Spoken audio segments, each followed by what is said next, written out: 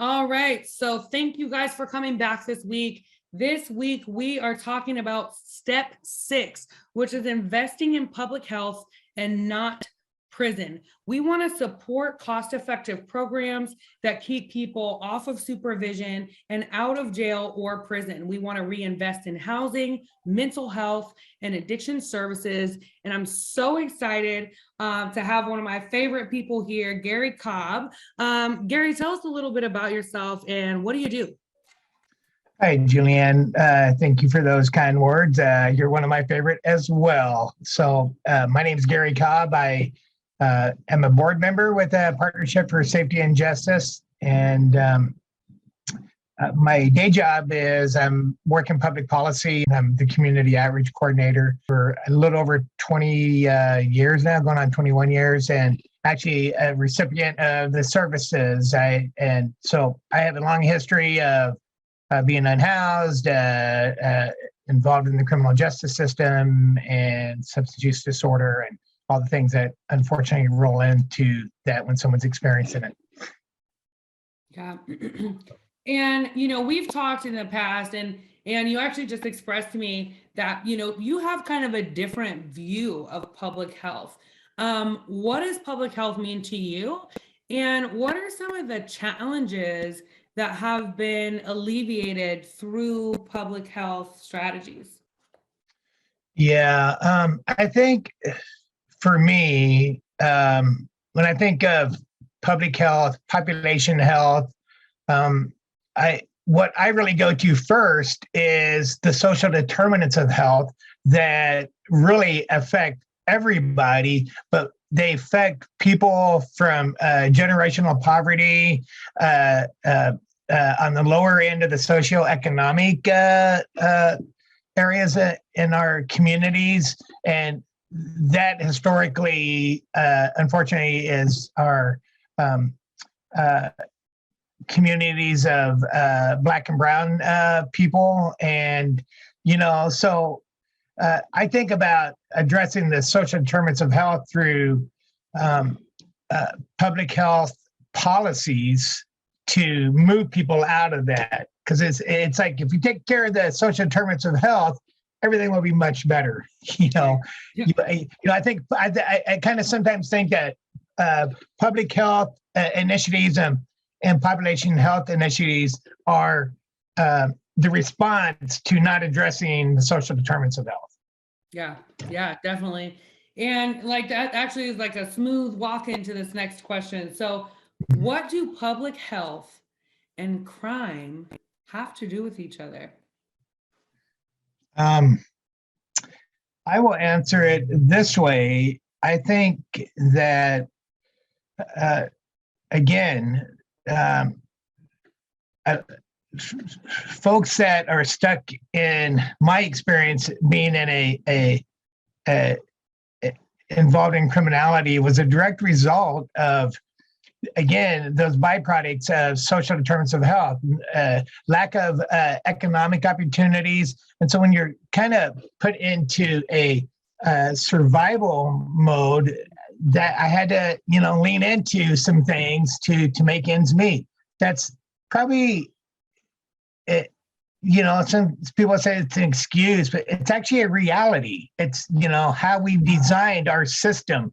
So I find that public health, certainly, you know, prisons aren't the way to address public health issue with folks experiencing that byproduct of social determinant health being involved in criminal behavior or being involved in the criminal justice system. Yeah, and I think we're, you know, I hear all the time, like, you know, people kind of vilifying Portland and people kind of like, you know, not really having an understanding that like crime is not only here, it's up everywhere. And, you know, we're not considering that we've just been through 2 years of a pandemic where we've spent a lot of time alone. A lot of people have lost their housing. Houselessness has risen. People have been, you know, removed from their Narcotics Anonymous programs, their AA programs. You know, a lot of these things haven't been able to be accessed. So I think you hit on something like really great right there, where it's like, you know, this rise in crime we see is not, number one, it's not native to Portland, right? Like it's not something that's just happening here, it's happening all over the country. But also that like these are directly tied to people's needs not being met. You know, everywhere, and not having access to those things that really kind of keep people, right, going the way they should go. And you know, that especially with housing costs and all of those things rising. And you know, people, somebody was telling me that in Eugene, like half the people there that are living in the tent area are working full time. Like that's wild to me. That's so wild. And so yeah, that makes a lot of sense. So you have, like you talked about being a recipient of the services of Central City Concern. Um, how did that how did that help you, and how are you watching that reduce crime and violence in the Portland community now? Yeah, my experience with that was exactly that. Is that in and out of the criminal justice system, just the little to no stability in my life. I had been in other treatment services before, and it was easy for me to get clean, but I just couldn't stay clean because I didn't have some other very vital support mechanisms like housing, a really strong access pathway to healthcare services and mental health services. And, that was provided for me. And once that kind of coming in, from the storm, I always think of it that there's all these winds of the social determinant of health blowing around us. It's like a hurricane, and you can be in the middle in the eye, and there's this calmness, but you have to step out of that every now and again. And if there's nothing to really help guide you through those turbulent winds, and you're just gonna get blown down and downstream. It's all going to start all over again. So I see. In the 20 years that I've been working at CCC, and we've had many hurricane-like storms attack the funding model that not only for us, but all the other wonderful nonprofits that do the same type of work. But what we know, all of us know, is that the services don't create homelessness, criminality, and all this negative narrative. The high rents, the evictions, the lack of job opportunities create this other means of survival. The services help people. We see that daily. Hundreds and thousands of people are coming in every month through the whole nonprofit system. Here's what I just had a conversation the other day with a neighbor saying, like, well, the same people are in that doorway. I said, well, unfortunately, the same type of people experiencing homelessness are in that doorway. But what you're not seeing is people moving out of that doorway, getting into services, because what's happening later on is that somebody else is being evicted and being put out into that doorway. So there's the elephant in the room is this market sector that bases everything on an average median income between $70,000 to $80,000 a year. That's what drives these high rental markets. So, and I don't know, to be really honest, man, I don't really know a whole lot of people who are making that. You know what I mean? Oh, like I definitely would qualify. Right. And so you kind of talked about some of the services that are provided, but what are some other examples of public health programs that better respond to the needs of community, better than well, we know that jail doesn't really address any of those determinants. So what are some other programs that you've seen that are really, really working, and why do they work? Well, I can focus on the programs that Central City Concerned that are doing what they're funded to do, and the people that are employed there, what their passion to do that work. And I think that's going again across all. There's so many great nonprofits in the state, and just kind of in the Portland metro area that are doing similar work. Of course, I'm biased to, highlighting what we do, but because I work there.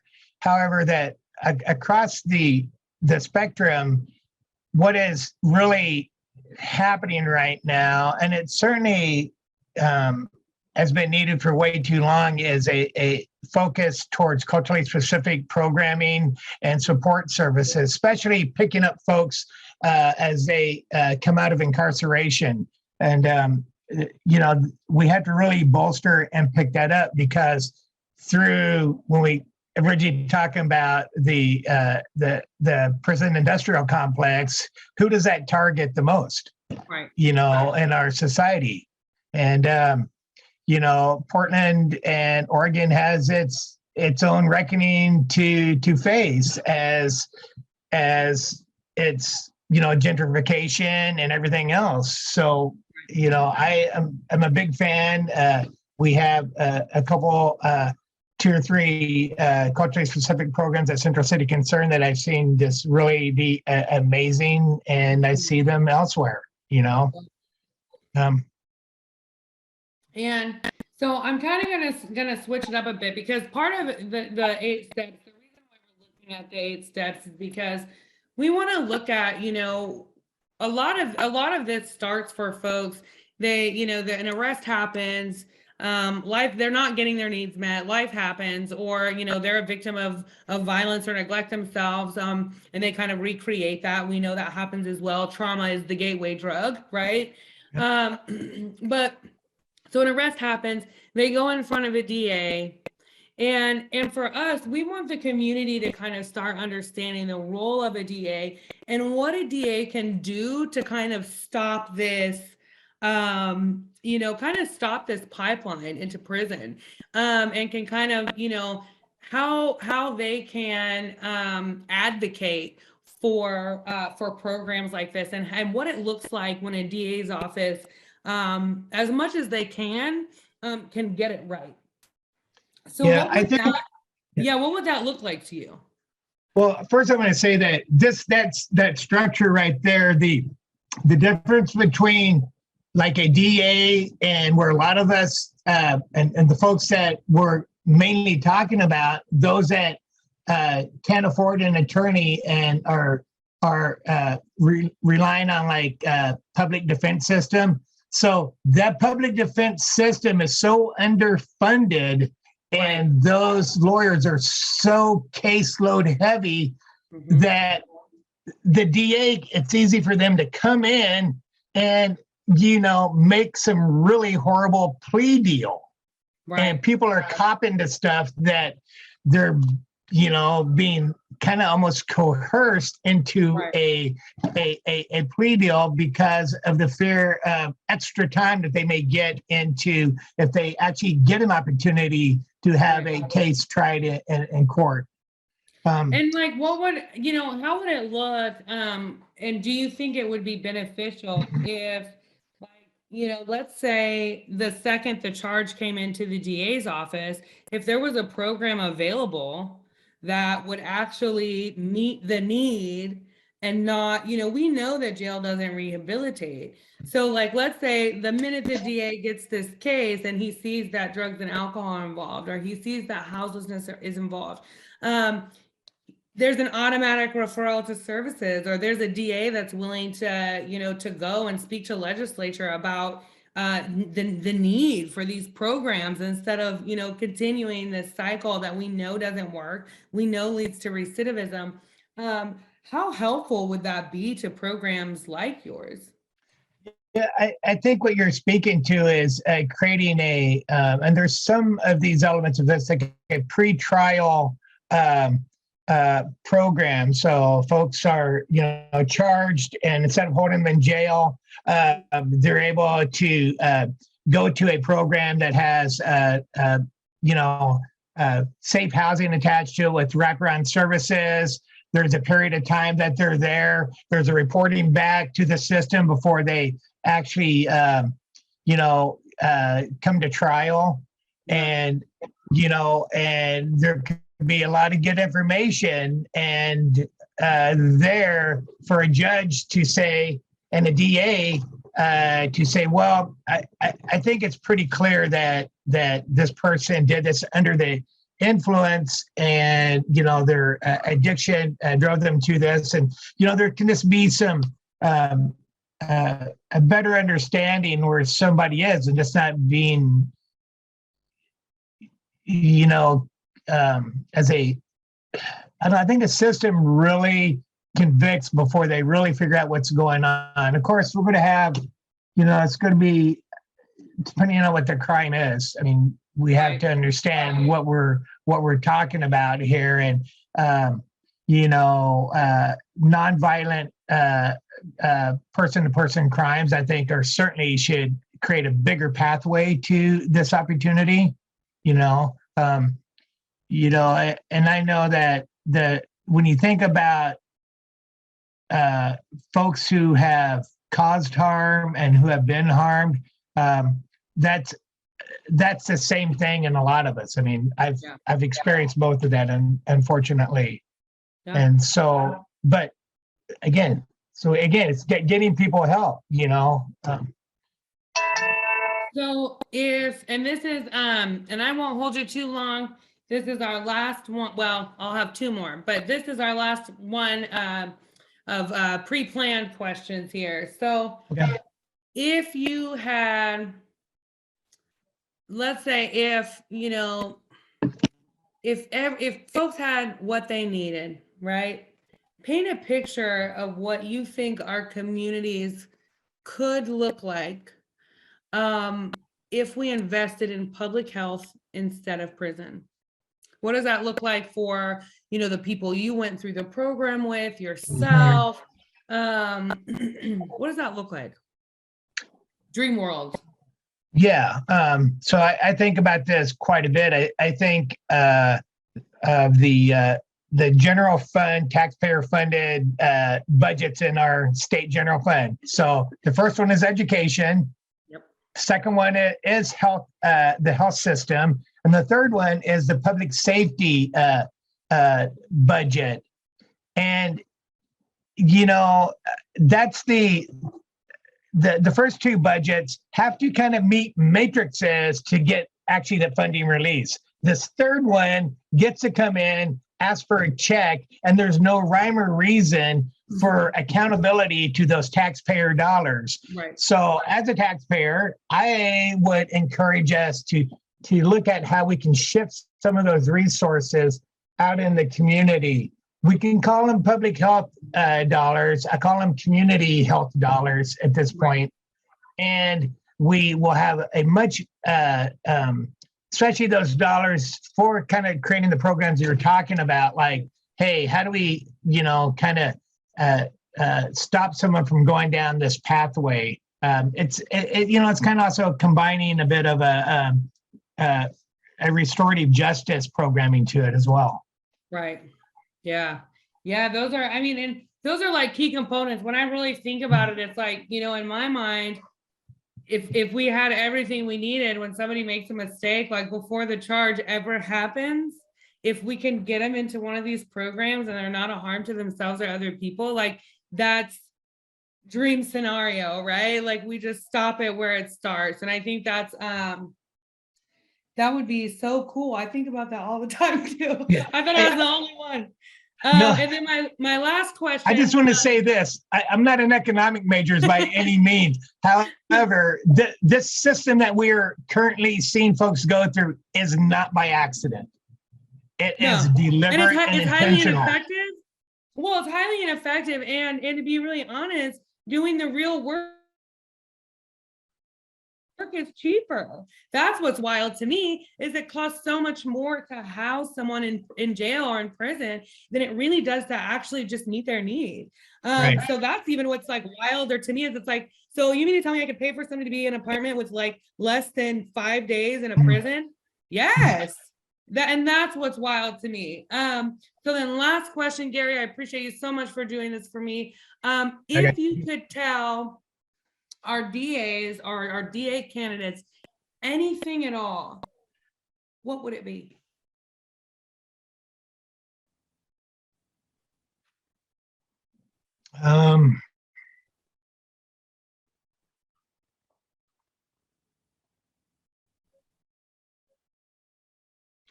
It's a tough one.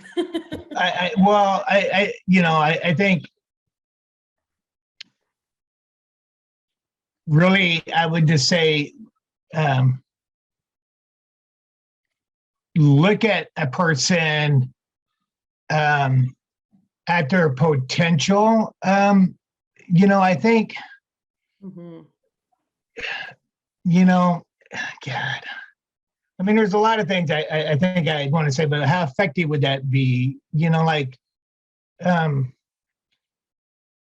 I'm always curious, is like, what is it that you're really looking for in a position like that? What is the ultimate outcome? What is your sense of what public safety means? Again, it gets a little complicated because they have some pretty tough stories and stuff that they have to address, but to umbrella and blanket that fear across everybody is just not the way to go about it. So there's a lot of interesting dynamics and what drives someone to want to have a role like that. I'm not really answering your question. I'm sorry. No, I mean, you are though. I think you are. I think, from what I heard, it's like, examine your motives. Why do you want to do that work? I heard like, see people for where they're at, what they are, like see people where they could go and not necessarily where they are right now. So yeah, you did. Well, you're this because you know me. If there's there's only, it's not a full range of trauma-informed care when we look at a situation, and I think that there's opportunities for folks that have caused some harm to others to get the help that they need, so that cycle doesn't continue for them. And I just concerned there's this another wave of fear factor stuff that's Measure 11 fear driven that's alive and well right now, and that goes back to some of the things that you're mentioning, the why are all these things happening, and that elevation of that narrative. Yep, you are right. All right, Mr. Gary, well, I appreciate you so much. I got you, Julianne. I'm sure I'll see you soon. Okay, have a good evening. Bye-bye. Bye-bye. And we will see you guys next week. Next Friday, we'll be on step 7, and we'll see you then.